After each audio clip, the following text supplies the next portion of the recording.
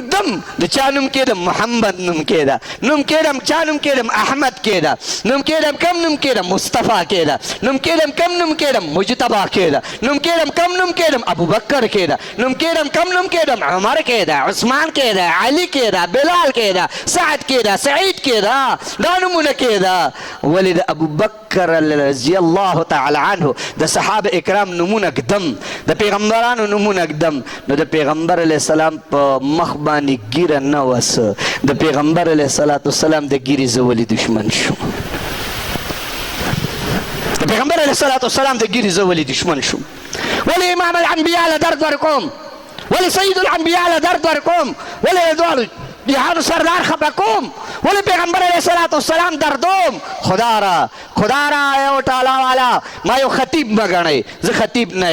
خطیب نه یم اول ځای کې زه دا یم زه خطیب نه یم ما خطیب مه ګڼئ ما ته خپل شیخ او مرشد دا ویلي بچیا چې بیان ته کښېنې نو خپل سر ښکته کړه الله ته ځان پیش کړه چې زه الله ځان ته لګیا یم زه خلکو ته نه یم لګیا ما سم کړه الله ما سم کړه تاسو نه دعا لومبی دا کوم تاسو د سوال دا کوم ما لپاره دعا وکړئ چې ما الله سم کړي زلزله شوه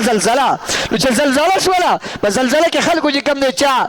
لګیو الله اکبر چغې والے څوک د کوټو نه بهر راووتل منډې والے چا چې کوم دی لګیو پیسې سنډلې دی کې یو بزرګ بل بزرګ ته وکتل هغه بزرګ په سجده باندې پرېوته او چغې کړې وی الله دا زما د ګناه د لاسه دا زلزله راغله الله دا زه ګناهګار یم الله ما معاف کړه د پیغمبر امت ټول ټیک دی خدای زما د وجې نه زلزله راغله بل بزرګ ورغی چې هغه سر پورته کو زلزله ولاړه وه ښکلې کو پرې تندي باندې والله ویل که داسې مونږ شونو دا سزاګانې به الله نه راکوي مونږ بل ته ګوته نیسو چې دا ستا د لاسه داسې نه وي چې دا زما د لاسه مونږ بل ټارګېټ کوو چې دا د ده له لاسه داسې نه وي چې دا زما د لاسه زه ګناهګار یم زما شیخ زما مرشد مولانا زلمان هزاري صاحب به فرمایل میرے پیارو خپل عیبونو باندې نظر واچوئ زموږ مشرانو به دا خبرې کوله په بل عیبونو باندې سترګې پټې کوي د بل په عیبونو باندې سترګې پټې کوي میرے پیارو تزکیه دې ته ویلی شي چې خپل عیب ته عیب ښکاره شي او د بل عیب چې کوم دی هغه پټ وساته ستا عیبونه به الله تعالی پټ وساتي موږ په خپل عیبونو نه د بل په عیب باندې نظر اچو زه ته یم زه خطیب نه یم زه د پیغمبر علیه السلام د دین سپی یم زه د دې علماو زه د طالبانو چې د مولانا انعام الله او مولانا یاسر مولانا مفتاح الدین دلته دا ډېر لوی علما مولانا علاءالدین صاحب ډېر لوی علما ناست دي تمام نومونه نشم راستلی زه د دوی د خپو خاورې یم چې ما د دین خدمت اخلي خدا ته وګورئ چې څوک ګیرې خرئ الله ته وګورئ چې څوک ګیرې وړوکې کوي وړې کوي او محمدي ګیرې نه پیشني ګیرې پرېښودي خدا را ګیرې پرېږدوئ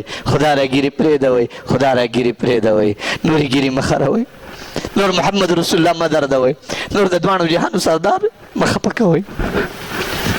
نور امام الانبیا رانه مه خفه کوئ ته چې پر خپل مخ باندې چاړه کېږي ته څه وایې دا ما په خپل مخ باندې چاړه کېښوده والله دا ستا په مخ چاړه نه ده دا دې د محمد رسول الله په زړه باندې له پاسه چاړه کېښوده